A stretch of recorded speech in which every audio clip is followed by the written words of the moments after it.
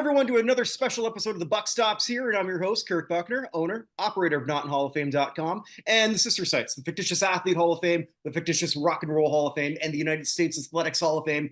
Big news coming for that in early March. With me is from Blogging Dirty.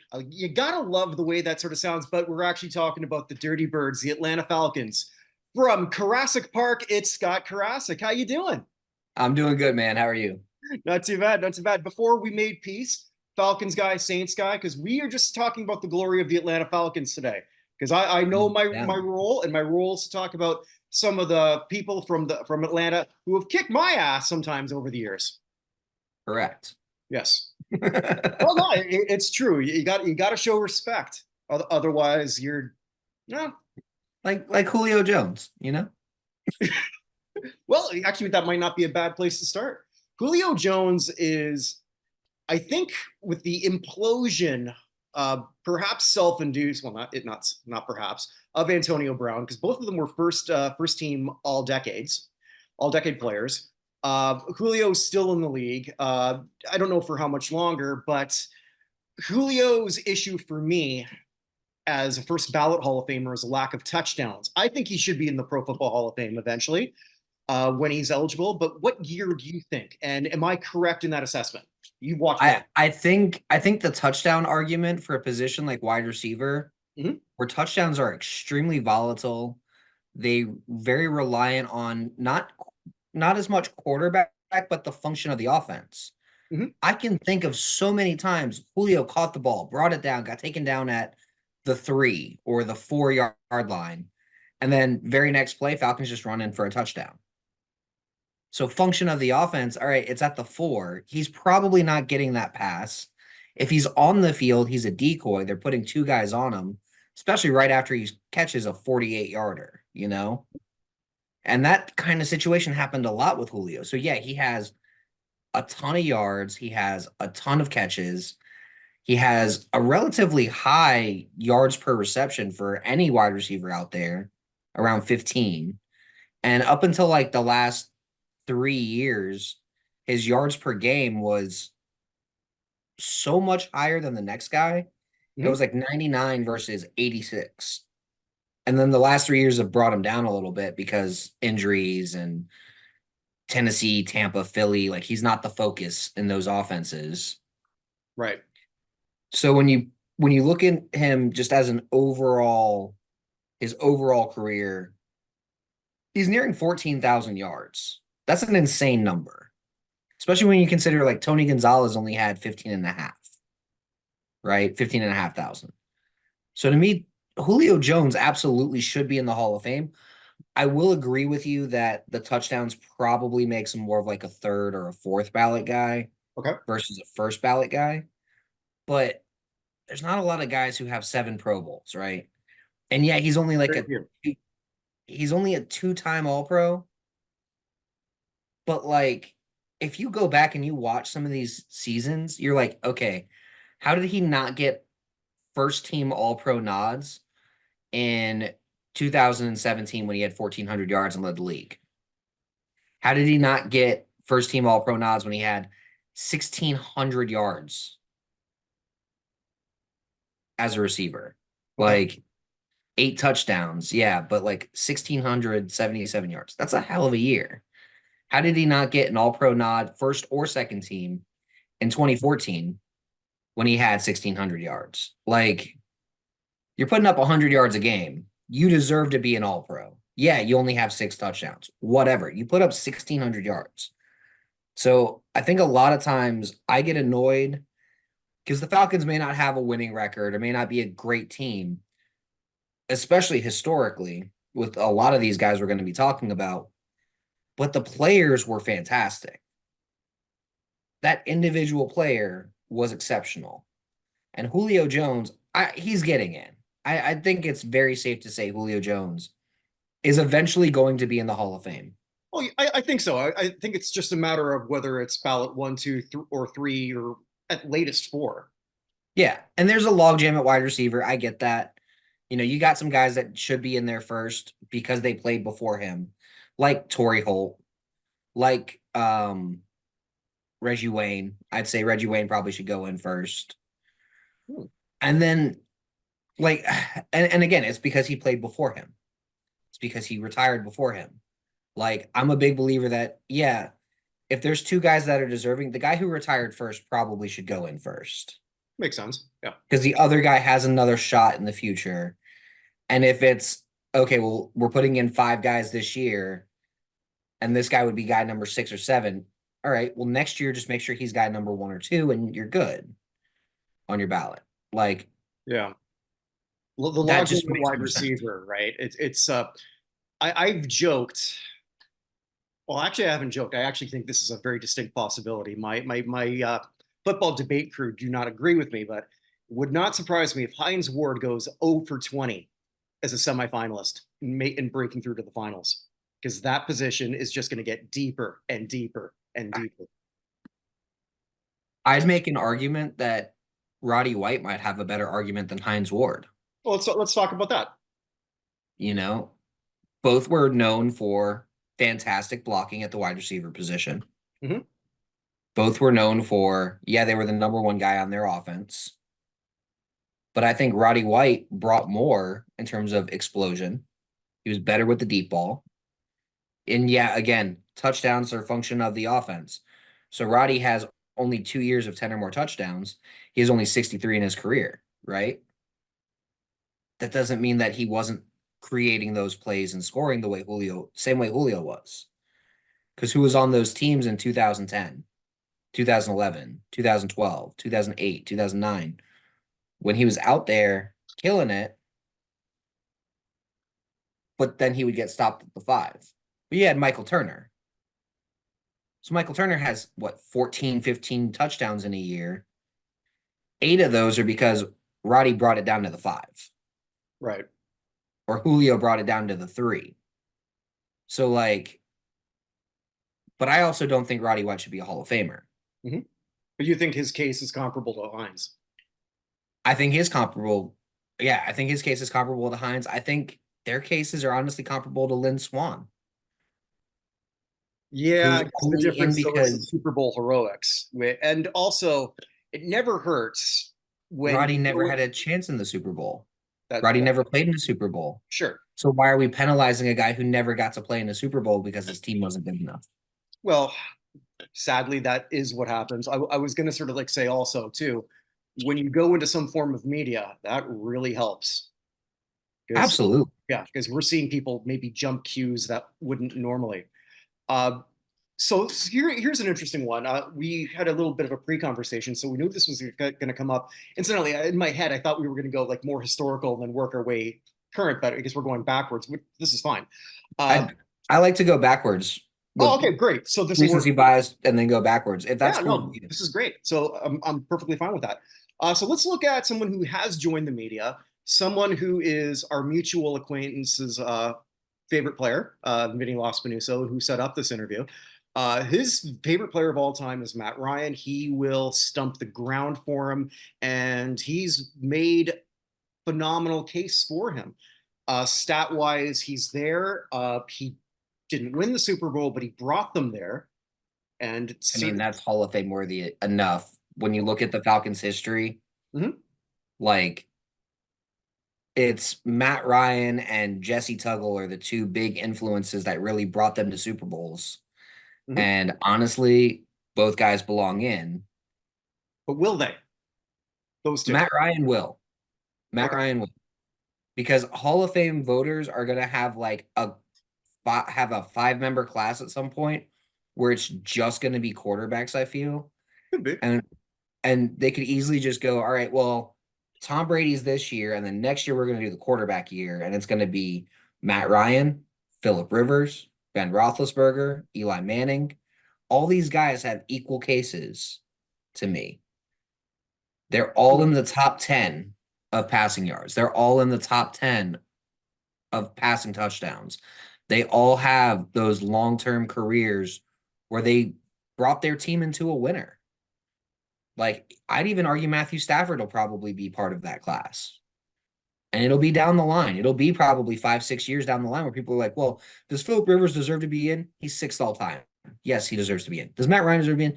7th all time. Yes. He has more passing yards than Dan Marino in one less year. Like, of course he deserves to be in. Statistically, absolutely. He led the Falcons to their greatest period of success. Falcons had never had back-to-back winning seasons. And then under Matt Ryan, they have 5 in his first 5 years. So when you look at the overall like changing of the culture, changing of the team, changing of everything, a Hall of Famer is not just what did they do on the field? Because again, they have to do a ton on the field. It's how did they elevate their team? Right. One thing, although with that sort of list you had, I've actually got Ryan higher, with the exception of Roethlisberger. I've got Ryan second there. I have him significantly higher than Eli, even though Eli's got the 2 Super Bowls. Eli is, I don't want to call him a rock star. That's not quite right, but he is still very active in being out there, or like the Q meter, So as they call it. But with Ryan, I always viewed him more with more seasons than actually maybe even than Ben, of being, was he the top 5 guy in his position? Well, at one point he was the MVP, so obviously he was the number 1 guy. Eli to me was never top 5. He was always 6 to 10 for me. so that's the other thing you can look at with Matt Ryan and with Eli and with Phillip Rivers and with honestly with Ben. They all played at the same time as Brady, Breeze, and Manning. They were never going to be top 3 with those 3 guys. Well, but Matt was. Matt was 1 year. I would argue 2018 he was just as good. It was a very good year, yeah. 2018 was just as good. But when you have those kinds of years and you're going against that kind of competition for who's the top quarterback, it is so tough to break through. And you're not going to penalize a lot of these guys for not getting MVP awards when Brady, Breeze, Breeze didn't even get an MVP award. That's how competitive it was. Oh, I know. Like, well, wait, and no, Breeze was an MVP. Breeze never won an MVP. Not in his entire career. He should have. He had 1 year where I'm like, I thought he won it that year. And then I looked it up. Maybe it was some type of MVP. He won a Super Bowl MVP. No, I know that. But I mean, like, not an NEA or I feel like never won MVP. All right. Well, I could stand corrected. And it was, I think it was 2008 when he won the Offensive Player of the Year. There you go. That's what I'm thinking of. Okay. So he won Offensive Player of the Year in 2008. And I was like, he probably should have been MVP. And then also in 2011, when he threw for 5,400 yards and 46 touchdowns, I was like, how is that not the MVP? And I think Brady won it that year. And I was just like, that. Breeze wasn't always as loved as Brady, but that's neither here nor there. So I think Ryan is somebody, I'm sort of enjoyed talking about that. You mentioned someone I'm actually pretty big on. I don't talk about it much, and a lot of people don't, and that was Jesse Tuggle, a tackling machine. Jesse Tuggle is my favorite player of all time. Oh, is he? Okay. And he was one of the guys that got me into Atlanta Falcons football. I was 5 or 6 years old when I first saw a Falcons game. Mm-hmm. And that's about the time most kids discover football. So in Georgia, like, you're just like, oh, whatever, cartoons. And then you're like, oh, what's this? Oh, this is fun. I like this. And I just saw 58 flying across my screen. I'm like, I like that 58. Like, I like that guy. Who is that guy? And then they did a whole feature on him and how he was like an underdog. And like, as I was growing up, I started watching him more and more and more. And like, I remember, I think I was like 10 years old when they went to the Super Bowl. And I'm like, it's because of Jesse. Because that defense, they were pretty bad early on when I started watching. But as they got better, Jesse just kept being the vibe. And he was the team leader. He was the captain. He was the vocal guy. He was the one leading the huddles. He was the one making the calls. He was making sure everybody was lined up right. And then he was smacking the crap out of people because he's the hammer for a reason. Mm-hmm. 2-time tackling champion, I think, or do I have that wrong? I know he led the league in tackles a few times. So a lot of people look at tackles, and he did lead the league in tackling. I think it was 3 times, actually. Was it 3 times? Okay. But For me, it's more about the other impact plays that he made. Like, I don't think a lot of people realize how good of a blitzer he was. In his 10-year career, he had, or sorry, 12-year career, he had 21 sacks. And he would only blitz maybe 10 to 15 times a year. Well, yeah, they had him do. They had him more in the interior. So I mean, you do what role they assign you, of course. Yeah, Yeah. you do the role they assign you. But if Yeah. they had him in one role where he was blitzing a lot, I want to say in 99, they changed his role up a little bit. And they're like, all right, well, we have Keith Brooking who can play more in coverage, so you're going to blitz a lot more. He had 3.5 sacks that year, and he was blitzing a heck of a lot more. And if he wasn't blitzing, he was just playing that short zone. You play the role you're dealt, yeah, but he always did what he needed to do. He was always the guy. He was always there. He was one of those always in the right place at the right time. And how is this guy always in on the tackle kind of players? He's just always there. And it wasn't like he was, and I'm going to kind of throw Keith Brooking under the bus here, but Keith Brooking was kind of a pile jumper. He'd be like, oh, hey, there's a pile. Let me jump in on this. Jesse would be in the middle of the pile, first guy to the ball kind of thing. And then other people would be jumping on top of it to stop him. He was always like, oh, I got your leg. I'm holding you here. Someone else knock his ass out. Like, Okay.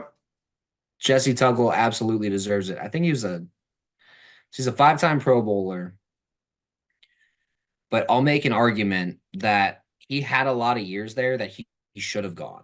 Like 1990, he probably should have gone. Led the league in tackles, had 5 sacks, had 3 forced fumbles. That's a Pro Bowler to me, right? Right. I think where there's this issue, and I actually created a Pro Football Hall of Fame Revisited project where we're actually acting as if the Pro Football Hall of Fame began in 1946. And so, like players like Tuggle, as good as he was, isn't sniffing the Hall of Fame. He's never even been a semifinalist. And we see a lot of great players, not just from Atlanta, like from you name the fan base, it's there. Like where there's some solid players who can't even get a look.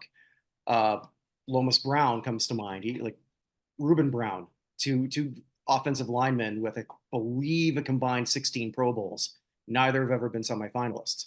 Yeah. Because their teams weren't good. But just because his team wasn't good doesn't mean he didn't deserve that Pro Bowl nod, which was also looked at to get into the Hall of Fame, Mhm. which is very frustrating.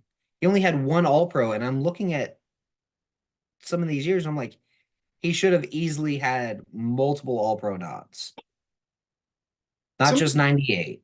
mhm. Some of the names that that you brought up before. There is two offensive linemen. One, Mike Ken. Mike Ken, who is now in the Mike senior Ken. role, but he's now getting. I want to say gaining a little bit of traction. He has been a senior semifinalist. So at least he's sort of in the discussion, might be buried, but it's still there. Mike Ken, when I look overall at his career, the longevity, the decade, an era of dominance, an era where he was still good late in his career. You don't see that in a whole lot of players. He Why is was he not in? so Mike Ken was great his entire career. Mhm. They just stopped giving him all pro nods and Pro Bowls at a certain point because Atlanta was terrible in the late 80s. From 85 until 1990, Mike Ken has no Pro Bowls, none of that. But there's no drop off in play. He's the same guy the entire time. And it makes no sense when you look at like his film from say 88, 87, Mhm. and then you watch his film from 1980 and you're like, he was better in 87 than he was when he got his first team All Pro nod. And then you see he got his All Pro in 1991. He was still just as good in 91 as he was in 84, 85, 86, 87. He was better in the years he didn't get the All Pro nods than in the ones that he did. He was dominant for over a decade. He was essentially Joe Thomas, but without national television And longer. and longer. Yeah. Yeah. Like, is Joe Thomas a Hall of Famer? Yes. Yeah. Yeah. He was the best left tackle in the league for 15 years. Mike Ken was the best left tackle in the league for 15 years. They just didn't recognize him for it. because he played in Atlanta. There is a northern bias with all pro nods. There is a northern bias with Pro Bowl selections. I'm sure you see it as a Saints fan, where these guys that play for these traditionally older teams, Cowboys, Eagles, Giants, etc., the traditional teams, Steelers, they get a little bit more fluff when it comes to the Pro Bowl, the all pro teams, all of that, because they're the franchises that the league is about. Atlanta, not so much. New Orleans, not so much. Hell, even Carolina, not so much. Tampa Bay, definitely not. Like, NFC South doesn't get a lot of love. AFC South doesn't get a lot of love. Those two divisions have less all pros and Pro Bowl players, even though they're just as talented as every other division. Just from what I see on a year-to-year basis, it's like, why is that? Why do they not get those nods outside of like the Colts? Because they're another one of those long-term, been around forever franchises. We're not seeing the same kind of situation. And ever since the Oilers became the Titans, same thing. Yeah, I want to put a pin in that because and go back to that. I do want to ask you about two other players before because there's one thing I do want to sort of like go back to sort of like fan bases and whatnot. George Kuntz is another player on the O line who I had the pleasure of speaking with Matt Kuntz not long ago, his son, and an interview with him should be dropping probably before this one actually. Another phenomenal player, but you mentioned how Ken had the misfortune of playing for some mediocre to poor Falcons teams. Kuntz never even sniffed the playoffs. Not needless to say, not his fault. Multi-time Pro Bowler and multi-time All Pro while he was with Atlanta. Wasn't an All Pro in Atlanta. He Was that never All touched Pro? an All Pro until he played for the Colts. Oh, okay. All right. I'm mistaken on that. He got his Pro Bowl nods in Atlanta because they actually looked at each individual line position and said, who's the best at right tackle? Not who's the best at tackle, Mm-hmm. who's the best at right tackle. He was the best right tackle in the league while he was in Atlanta.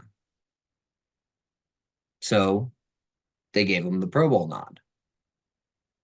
No one gave him the All Pro nod because All Pros are voted on by national panel of writers, same guys that vote for the MVP award, voted for by a national panel of writers with the AP, and they don't get the All Pro nods because, again, these guys aren't watching every player play. They're just not. What do you think his chances are at this point? I think he should get in too. I don't think he will, unless it's like a senior committee, the same kind of senior committee that would go, all right, well, Mike Ken gets in. They're going to put George Kuntz in. Who do you have ahead, personally, out of those two? Ken was a way better player at a more important position. Is he your higher? Is he your most wanted Falcon at this point for the Hall? Who's eligible? For who's eligible, yeah. I was gonna say like Matt Ryan is Well, probably yeah, the no, most just who's wanted, eligible. But yeah, but for who's eligible, yeah, Mike Ken and then probably Tuggle, and then actually no, Mike Ken, then probably Warwick Dunn, then probably Tuggle. hmm I think Warwick Dunn absolutely belongs in the Hall of Fame, but I can make that argument for years and years and years and years about how running backs aren't evaluated properly by looking at rushing yards. Um, especially in the modern game. We look too much at rushing yards, rushing yards. Oh, this running back's better because he's got so much more rushing yards. Not entirely. how did you get them? Who opened the holes?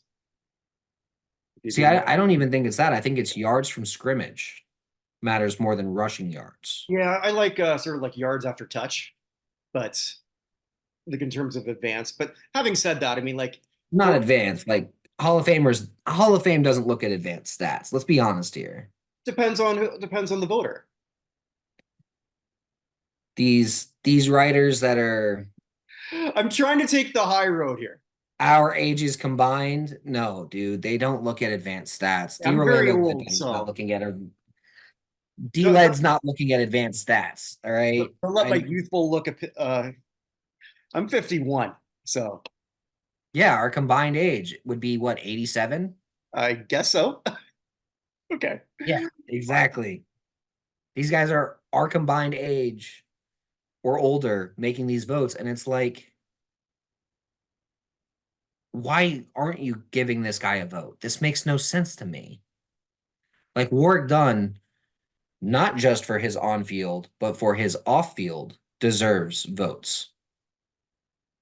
Because if the Hall of Fame is what the NFL is supposed to be about, right? A guy who's 20th all time in yards from scrimmage, who has one of the original all-purpose backs in the 90s, right? Who wasn't just a runner. He was a runner, a receiver. He returned. He may not have been great in between the tackles, Very good player. Certainly remember but that. But yeah, fantastic football player. Is 20th all time in yards from scrimmage, right? He's ahead of guys like Tony Gonzalez, Tim Brown, Jerome Bettis, Jim Brown, and Marvin Harrison. He played less years than Jerome Bettis and has more yards. But because he has less touchdowns, which again, this is where we go to function of the offense. If he's bringing the ball down to the 4 after a big play and then he gets subbed out for a big back, how's that on him? He got subbed out for Mike Allstott and TJ Duckett his entire career in the red zone. Yet it's because he was 5'9" and 180 pounds. Now, don't get me wrong, he still has 65 touchdowns, but for a running back, that's not enough. not these days. Although Sean Alexander has over 100, and he's not getting a look either. But I would say Warwick Dunn and Tiki Barber both deserve this look as all-around, all-purpose backs who may not have, because they're the only two backs in the league history that have 10,000 rushing yards, 5,000 receiving yards, and are not in the Hall of Fame. Okay. Interesting. Outside of guys who aren't eligible yet, like Frank Gore. Because Gore just retired like 3 years ago. Well, I'm sure. And Gore doesn't even have 5,000 receiving yards. Gore is an interesting case for me personally because I put him back in that whole Eli thing. Was Gore ever in the top 5 in any year? Maybe No. twice. Well, and when you look at Tiki Barber and Warwick Dunn, they were the best back in the league. If you look at it from the modern standard, like Alvin Kamara, 2,000 all-purpose yards or 1,500, 1,700 all-purpose yards, not rushing yards. Because they may have only had 900 rushing yards, right? Yeah, but they had Alvin's 800 never coming out had the a backfield. 1,000-yard rushing season, but then he's always usually routinely over 1,500 yards from scrimmage. Yeah, like that was Warwick Dunn. That was Tiki Barber. Yeah, I think what hurts Tiki personally, this is just my own His perception. fumbling issues. I'm sorry, which issues? His fumbling issues. Tiki Barber had fumbling issues. Yeah, no, that, but also too, the year after he quit and sort of trashed the team, or I shouldn't say quit, retired early to pursue a dream in sportscasting. And good on you for retiring early on your terms. But then I mean, he was 32 years old at running back, and we're seeing that now. Like 32 is an old running back. But the year after he does that, Giants win. They win the Super Bowl with a quarterback that he trashed. I mean, there's something to it. For that, I'll agree. But when you look at it, and then when you flip it and you look at Warwick Dunn, model citizen in the locker room, all outside, honestly, we should all be more like Warwick Dunn. Because what does he do with his extra money? What does he do with his spare time? What does he do? He built houses for single mothers. Oh, okay. In poor areas because his mom was a single mom who raised him until he was about 14 years old, and she got shot in the line of duty. Oh. She was from New Orleans. When you say in the line of duty, was she a cop? She was a cop, yeah. Okay. Oh, wow. I didn't know that. And then he had to raise his whole family. And because of what his mom did, he created a foundation and he builds Oh, at least one house every year mhm, in New Orleans, in Atlanta, and in Tampa Bay. mhm. At least one. Sometimes it's two or three in each one. Fully furnishes it. He helps the mom out with a mortgage to help her and all that, and he ends up paying it, but he helps them out by setting up the mortgage and everything so they can build their credit.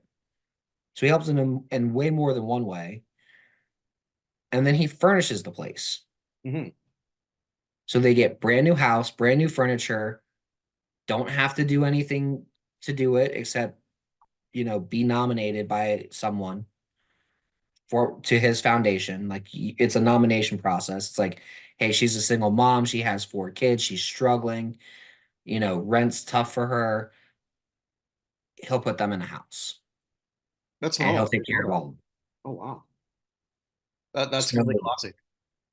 so when it comes to what should the NFL Hall of Fame be about, it should be about producing on and off the field.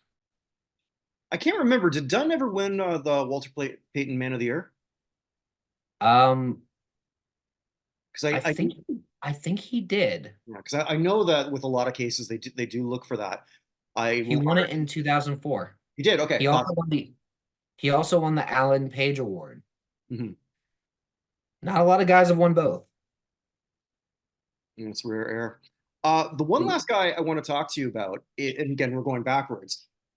Us Falcon fans of a certain age will be biggest on him, but his name hasn't come up yet here. Tommy Nobis, Mr. Falcon. Mr. Falcon should have been in years ago. Mhm. When you have guys like Ray Nitschke going, yeah, this guy's better than me. When you have guys like Dick Butkus going, man, I don't want to get hit by him. Dick Butkus, right, Yep. known arguably as the best linebacker of the 70s and 60s, says, oh no, Tommy Nobis was better. I'm sorry, but if you have a guy who's like considered the best and is just like, no, that guy's better than me, and like legitimately sits there and goes, no, I know that guy's better than me. I try to be that good. He's who I'm trying to be. I think he was the kind of linebacker that was ahead of his time in that he was actually functional in coverage, where a lot of linebackers in that era were not functional in coverage Mhm. at all. Ooh. Couldn't cover a running back out the backfield, couldn't cover a tight end, couldn't play in a zone. Like I know it wasn't as much of a passing league, but he was one of the first guys that could actually cover a tight end. And yeah, the tight end probably caught the ball, but he took him down right away. Right. Nobis was that original kind of you go over the middle, you're going to get your head knocked off kind of guy. But he played in Atlanta, and Atlanta was trash those years. Well, he was the first ever pick, so Exactly. He was our expansion pick. yeah. Putting it in perspective to the younger fans who might be watching this, it's not like the days when you could build something very, very quickly. Back then, absolutely not. And football wasn't as popular back then. Right, but I mean, just the rules behind, or surrounding that, you could not build a Oh, very yeah. competitive team at all. It wasn't like when Carolina and Jacksonville were able to get into their respective conference finals. Was it year 2 or year 3? I'm blanking on that one, but Yeah, it was like year 3 for both of them. year 3, yeah, I knew it was the same one. I just couldn't remember if it was the second or third. That was next to impossible then. You like Yeah. Tampa Bay didn't win a game, I think, in their first year in '77. First year and a half. First year and a half. Okay, what was It was like a 26-game losing streak is what they started their franchise with. yeah. And that's just how it was. I mean, like even in other sports, it was like that until very recently. I mean, with the Vegas Golden Knights winning their Stanley Cup in what year 5? That's not happening in any other era. Well, the Kraken went to the playoffs this year or something like Yeah. that, and they're like year 3. Mhm. You, I think Novus is somebody he's my most wanted Falcon personally. For whatever reason, he's not much on the radar. And here's where I wanted to sort of close this off. And I don't mean this. This might come as a shot. That's not how I intend it. But I was say I got a couple other guys I can talk about. I all kind of right, want to talk then about yeah, too. then let's talk about those other guys. Yeah, please. So Jeff Van Note played around the same time as Tommy Nobis, Yep. and was the center equivalent. And he was originally drafted to play next to Nobis. He was originally drafted as a linebacker, but the Falcons had an injury rash at center, and they moved him there, and they were like, "We need you to play center." And he was like, "All right, I'll play center. Screw it. No big deal." And then he went on to start from 1970 until 1986, 17 straight years at center. It was Jeff Van Note out there. And he was just out there knocking heads, going to Pro Bowls, 2-time All-Pro. But this is one of those guys. His entire career was fantastic, and he didn't get recognition until relatively late when the Falcons were actually decent with Steve Bartkowski. Here's a name from my past growing up as a fan. Another name. Mhm. We all talk about Terrell Davis, and how he had like a fantastic 5-year career, and it was ridiculously good. And this is where I go back into rushing yards aren't everything for a running back. Now, don't get me wrong. Terrell Davis had a fantastic 4-year period. He had 1,500 yards from scrimmage, 1,900 yards, 2,100, and 2,200, right? William Andrews, his first 4 years, 1,300, 1,800, 2,100. He had 1,100 because he was out for 7 games, and then 2,200 his 5-year career. In his 5 years, he put up more yards, more touchdowns, total yards, total touchdowns than Terrell Davis did. Why is he not getting the injury exemption? Is it because he didn't win two Super Bowls? I have to admit, I haven't even thought about that case. Is it because he played fullback and not running back? That's more probable. Fullbacks, He's a fullback putting up, but Sure. he's a fullback putting up Terrell Davis numbers. Yeah, but they don't view him as a fullback. He's putting up Larry Zonka numbers. Fullback. I don't think we were going to see another fullback ever in the Pro Football Hall of Fame. I think William Andrews should be that fullback. That's actually a case I haven't. I'll admit I have not looked that one up. Every other name we've talked about, I'm certainly very familiar and researched those cases. I've not on that one. I'm glad you brought that up. So that's something I'm learning today. In 5 years, he went to 4 Pro Bowls. He had 2 All-Pro nods, Mhm. and he had voting for the Offensive Player of the Year in 1981. And then he tore his knee to shreds, Lattimore style, and wound up only getting 52 more carries after 1984. That'll do it. Okay, no, that's a great one. That's a phenomenal one. I really got to do more. So, if Terrell Davis belongs in the Hall of Fame, why is William Andrews not in the Hall of Fame? Because his team was bad? Short answer, yes. Sort of the best thing you can come But up the with. Hall of Fame's an individual nomination. No, I agree, but that's as good a theory as we can come up with, right? I mean, Yeah. like as a Saints guy, right? So like, I personally think Pat Swilling should have been way ahead of Sam Mills. Absolutely. Yeah, but Sam Mills had the better story. But I'm a Georgia Tech guy growing up, so I always thought Pat Swilling should have gone in. So here's what I want.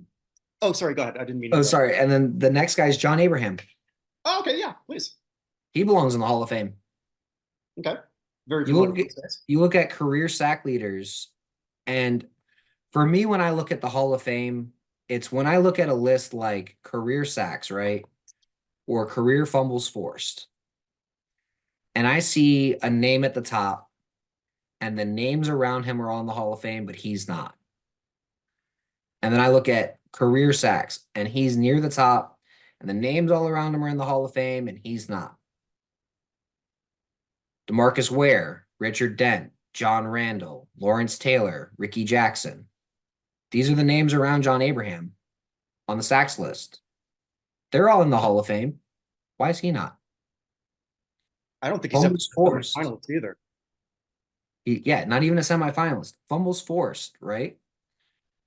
3rd all time, tied with Dwight Freeney. Robert Mathis and Julius Peppers are going to get in, right? Dwight Freeney is probably getting in. John Abraham's not even talked about. No, no, he's not. And as a pure pass rusher, there's very few guys that were as good as John Abraham. He's a Hall of Famer all day. And let's even just look at a comparable person, comparable career. The only difference is this guy won 2 Super Bowls and John Abraham didn't. Michael Strahan, right? Mhm. So yeah, pass rusher. It's about sacking the quarterback. He has 141 sacks to John Abraham's 133.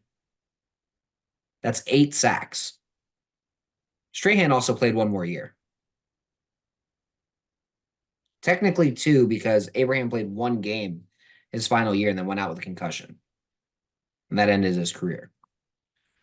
All right. So you can be like, all right, well, he has more sacks per year. That's big. That's important. Strahan has 4 interceptions, 4 turnovers created, right? Abraham has 1. Okay, we'll give Strahan that. John Abraham has 47 fumbles forced, 3rd all time. Michael Strahan, his entire career, had 24. So 23 fumble difference. If your job is to sack the quarterback and knock the ball out of his hands, John Abraham did his job better than Michael Strahan did in a more consistent fashion. Strahan had 5 years, 6 years with more than 10 sacks. John Abraham had 8. More consistent player year over year. John Abraham only has 5 Pro Bowls. Michael Strahan had 7. Michael Strahan didn't have 7 years where he should have been a Pro Bowler. John Abraham had a good 9 where he should have been a Pro Bowler. But because of how deep the pass rusher classes were, he never got the nod. Also, going back to your other points from before, playing in Atlanta does him no favors. Playing in New York does favors for Strahan for sure. The Yeah. the football media loved Strahan, and Yeah. still do because he's a Well, celebrity. and that's why Abraham's getting in with the team now, and they're starting to teach him how to do media, as he's working on it. All right, so let's segue into that. One thing that I will sort of criticize the Atlanta Falcons fan base is you're not loud enough, and I think in many cases. There's some fan bases that are very, very loud and very much pounding the pavement, promoting that. Maybe you can correct me if I'm Who's going to listen to us? okay. I'll bite. You don't think people are going to care about Hall respective? of Fame voters, Yeah. all these Hall of Fame voters have no ties to us. Is there? Even Oh, that's even right. D-Led, Okay. Yeah. because D-Led talks down to us. D-Led's like, oh no, it's not the Hall of Very Good. Yeah, we know these guys were the best at their position. They didn't get recognized at the time, so they should get recognized now. Okay. So it's a different take than I would have thought. Okay. So that's my issue with guys like D-Led is they don't champion for the team Mhm. because they don't realize, oh, this guy was actually a beast back in the day and deserves the nomination. When Tommy Nobis was getting talked about, Mhm. D-Led was nowhere to be found. Why do you think that is? And he said, it's not the Hall of Very Good, is what he said He said that exactly about Novus. about Nobis. He's the only one who said that I didn't know in that. Atlanta because D-Led's not a Falcons fan. D-Led's from Cincinnati. He doesn't care about the team. But he's the one assigned to represent Atlanta, no? Yeah, Okay. because he's the AJC guy. That's the only reason why he got that role. He shouldn't be representing Atlanta in Pro Bowl vote and in any voting. He's not a great writer. All right, AJC, is that Atlanta Journal Constitution? Atlanta Journal Constitution. Sorry, You shorthand it to the AJC here. okay, got Sorry. it. No, understood. I just wanted to make sure I was understanding. I don't think D-Led is a qualified person to vote on anything Atlanta related. Mhm. I don't think D-Led's a qualified person to write for the Atlanta paper. I read his articles and I edit them in my head all the time. They're filled with spelling errors and miscues and just awful grammar. And I look at this and I go, if he was trying to break in today, he'd have no shot. Because his editors at a place like Blogging Dirty would fire him for how many spelling errors he has, how many syntax errors he has, how he can't write a clear, thoughtful argument. And yeah, I know I'm just kind of ripping on D-Led right Go now. ahead. Like, I don't think he's a good voter. I don't think he's a good representation for the city of Atlanta. And I think he needs to be replaced at the AJC by literally anybody who's writing behind him. Ken Segura would be better. Michael Cunningham would be better. Shoot, Mark Bradley would be a better voter. I wish Jeff Schultz would have been the voter. Jeff Schultz would have been fantastic, but he's more of a baseball guy. From what I understand, this is what I learned from a conversation that I had with Matt Kuntz. He doesn't write much about the Hall of Fame at all. He doesn't say a word about it. Okay, like nothing. Like He zero. doesn't care about it. No, he doesn't. He doesn't care about it. He has his vote and he doesn't care about it. And it's obvious he doesn't care about it. We've sort of said that in our group that we have, not in Hall of Fame, just about the varying passions that each person has. And I've always joked, and I don't mean to pick on her, but I always seem to. Does Lisa Salters have the time with her bit with what she does to even sort of like do a deep dive in a lot of these players? Probably not. No, Is she doesn't. Yeah, and I, not a shot at her. I'm just wondering how she can do what she's doing now and have that type of passion for the Hall. I don't see how. No, the Hall of Fame shouldn't be voted on by these writers. The Hall of Fame should be voted on by a specific committee, Mhm. studies these player careers. And every 2 months, there should be a new Hall of Famer added. Or term limits. I'm big on that. Not even term limits. There should be a committee where their job, Mhm. you get paid X number a year, and your job is to go through NFL film. And I'll even put this out with all the different leagues. NFL film, Major League Baseball film, even college football film, and go through film and stats and everything and go, you know what? This guy was a massive beast and he didn't get the recognition he deserved when he was in the league. Or he may not have gotten the recognition he deserved when he was in the league at the time. But he's a Hall of Famer because he's every bit as good as insert guy who's already a Hall of Famer. Tommy Nobis was every bit as good as Dick Butkus. If Tommy Nobis plays in Chicago and Dick Butkus plays in Atlanta, we're talking about how Dick Butkus should have been in the Hall of Fame. And that's the kind of arguments we need to have. And D-Led doesn't want to have them. And the reason why Atlanta fans are very unspoken and like they're not passionate about it is because we have no example. Okay. We don't even have a guy in our city that's going to listen to us. And when I post something about it online, he comes at it like it's not the Hall of Very Good. Okay, cool. Well, fuck you then. Like, fuck me then. Like, what's the whole point of this? Like, why do you have a vote? And that's the whole issue that we have. Like, and I'm more fired up about the Hall of Fame than literally anybody in Atlanta media probably is.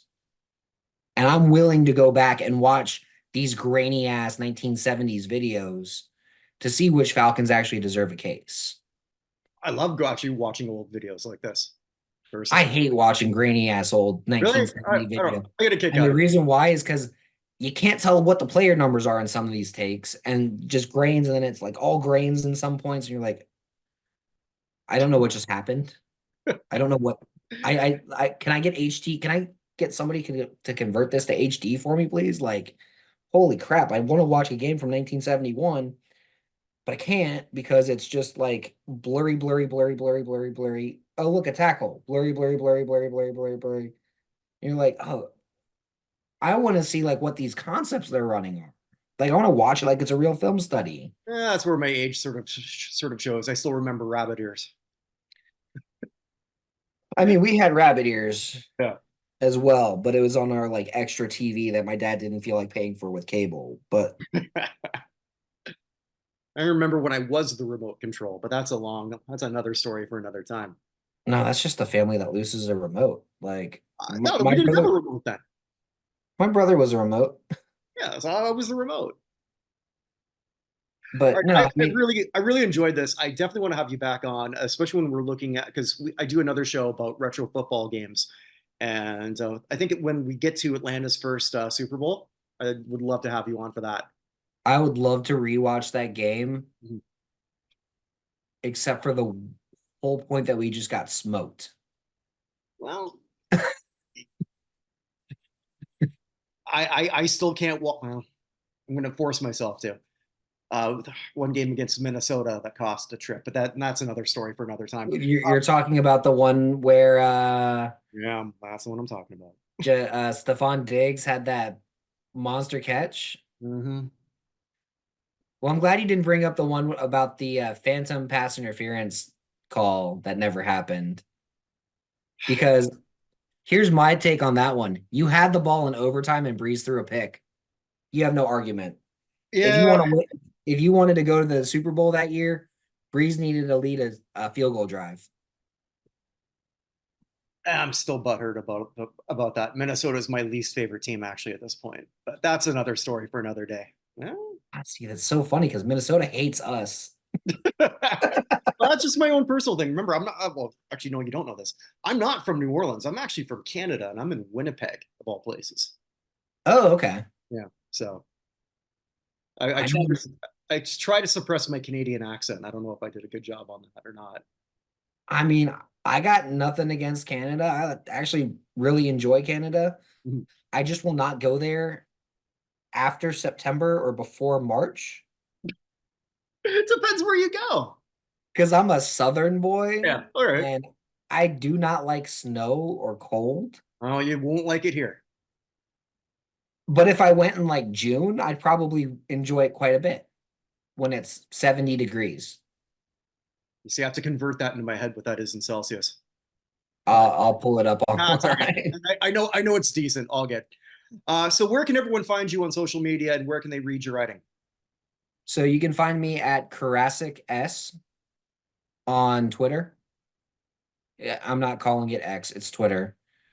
Um, and it's the same on Instagram. And I don't really post on Instagram and threads, but it's there.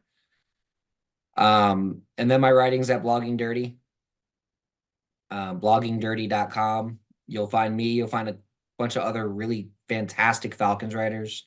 Nick Halden's great. He's our site editor. He makes and Grayson Freestone. Those are our site editors. They do a great job managing the site, making sure we have great writers in there, writing about the Falcons, coming up with different takes. Recently, I wrote up a 3,400 word take on who the Falcons should look at for quarterback. And it's basically like a quarterback primer for the 2024 season. Okay. It's a lot, but it's worth reading if you want to look at options. You're a Saints fan, so your quarterback's kind of stuck there for the next 4 years. Well, we're welcome to. We're open to trading Jameis Winston to you. You're gonna cut Jameis Winston because you have an $100 million bonus you have to pay him if he sticks on your roster after the fifth league day. So Well, we that's could not use. gonna happen. Well, we could use a washing machine. So if you want to sort of like I wouldn't trade a bag of chips for Jameis Winston. Winston. I wouldn't trade a bag of chips to have Jameis Winston go and play for the Patriots, who's my second most hated team right now. Because, Oh, I think we know why. well, you know why I don't like Jameis Winston, and you know why I don't like the Patriots. Mhm. But lining up in a victory formation and then audibling to a running play in the huddle, score a touchdown right at the end of the game. Yeah, that if he had said fuck it, we're not going victory formation, we're gonna line up in an I form and ran the ball that way, I would not have cared. I would have been like, whatever, it's a rivalry. They're lining up and at least showing a football formation. But the fact that he did it out of the victory formation is just fucking low. Well, I guess he also thought this was his farewell. Well, I'm sure that's what he thought. Well, I mean, even if it wasn't going to be, it is now. It's well, it's And Winston he just makes too many mistakes. well, We were also, that kind of stunt is going to blackball him from the league. I think throwing a lot of interceptions wasn't going to help him too much, and he had plenty of opportunity over the last 2 years in New Orleans with injuries to various quarterbacks. And bottom line is, he just couldn't get it done.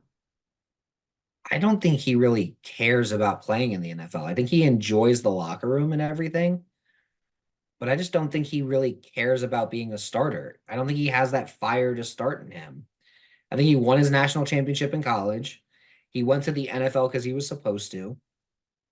And then he played his 9 years, amounted to essentially nothing. And like this is who Jameis Winston is. He's a bust #1 overall pick. I guess lucky for him, there's a lot of other bigger busts at number one.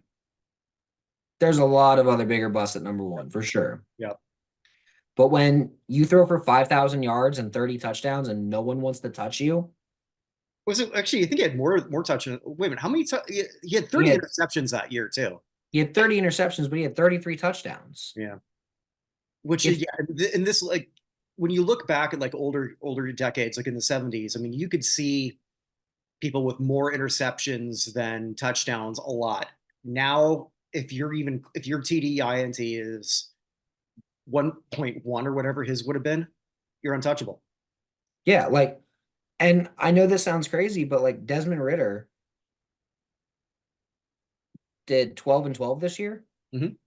And I was like, for a guy, if he's looked at as he's a rookie quarterback and he's developing, his year wasn't that bad. 2,800 yards, 12 touchdowns, 12 picks, about 200 yards rushing, and 5 touchdowns rushing. But it's a what have you done for me lately? So he's going to also get compared to CJ Stroud. We're just super impatient as NFL fans, just Yep, in general. you got that right. Yeah.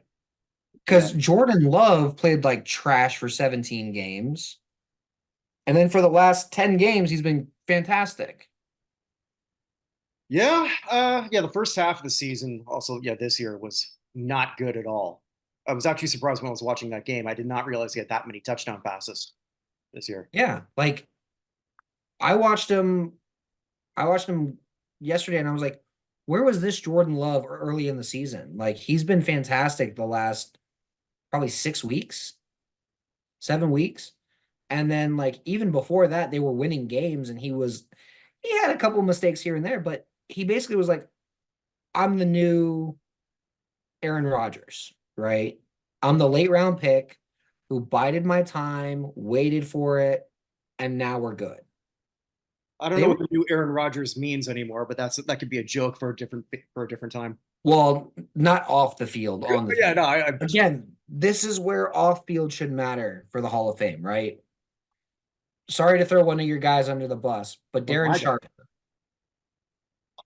you're not well. Okay, on field is absolutely a Hall of Famer. I can't Off the field, he belongs in jail for the rest of his life. I can't disagree with that. I mean, I don't want to consider him one of my guys. Having said that, I take Sharper out of that year. He's not the Saints don't win the Super Bowl, and that's like he was a beast then. He was the best defensive player on a team that He really didn't was care about defense.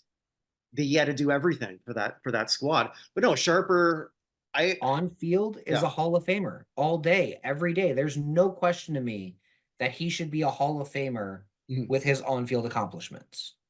But what he did off field disqualifies him, As it should, as as it it absolutely absolutely should. should. Yeah, you're not throwing him But under the bus to me. why can't we look at it in the reverse? I And well, that's where my argument for work done comes in. I've heard. Oh, actually, since I've got you here, I'm going to throw this out at you, and I think based on your hashtags, you might have an opinion on this too. Maybe the family of Dale Murphy went that route and said, okay, well, maybe the stat. Well, they didn't say maybe the stats aren't there. I mean, but they said like if This is a guy. This was about as classy as it came in Dale. And if He was essentially, baseball doesn't do captains. He was the Braves captain yeah, so I mean, when he like, was here.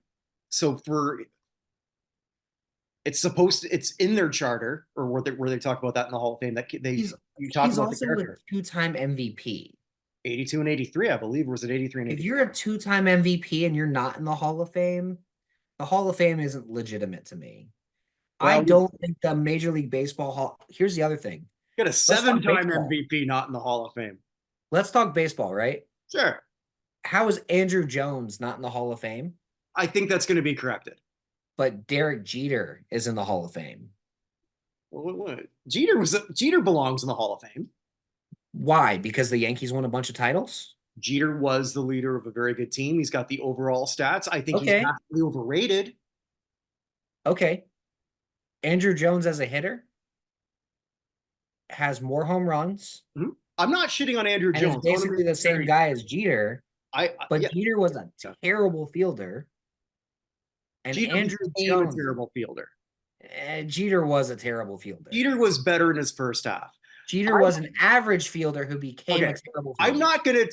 not gonna say that I'm not anti Andrew Jones. For me, Andrew Jones is a 10-time Gold Glove winner. if I had a vote in the Baseball Hall of Fame, he's getting a vote every time. Also, Gary Sheffield should be in, but that's a whole other argument. Sure. No, I've got nothing. Barry Bonds should be in. Barry Bonds had a Hall of Fame career without steroids, and then he started taking steroids. Well, I had a second Hall of Fame career. Okay, yeah, there you go. I'll throw this at you to close off. There's somebody who's gaining a little bit of power in the Hall of Fame. He was on the senior committee, actually, and he is a Hall of Fame voter. He is huge, and that's Sean Foreman of Sports Reference. And I got to interview him. His biggest want is Andrew Jones. Absolutely. Yeah. So I How thought many guys have? Yeah, because he's How massive. many guys have 10 Gold Gloves and over 450 home runs? I'm a fan. You don't have to convince me. 4. I won't even disagree that I would rather have Jones on my team than Jeter over the career. I just think that Jeter's a Hall of Famer also. See, I'm one of those guys that says Jeter, if he played second base, absolutely Hall of Famer. Mhm. But his defense wasn't good enough for him to be the shortstop for all that time. No, They should have replaced him at shortstop a long time before they did. big clutch hitter. When they brought in Alex Rodriguez, talking about Jeter. When they brought in Alex Rodriguez, they should have moved Jeter to second base and not A-Rod to third. No, maybe that's sort of why they started hating each other. Because A-Rod got tired of covering for Jeter's defensive mistakes? Yeah, probably. I think there's a few other things there too, but yes. Yeah. Okay, so with that, I love this. I'm definitely having you back on if you have the time for it. Wherever you are, wherever you may be, make this a fantastic day because it never comes again. Bye, everyone.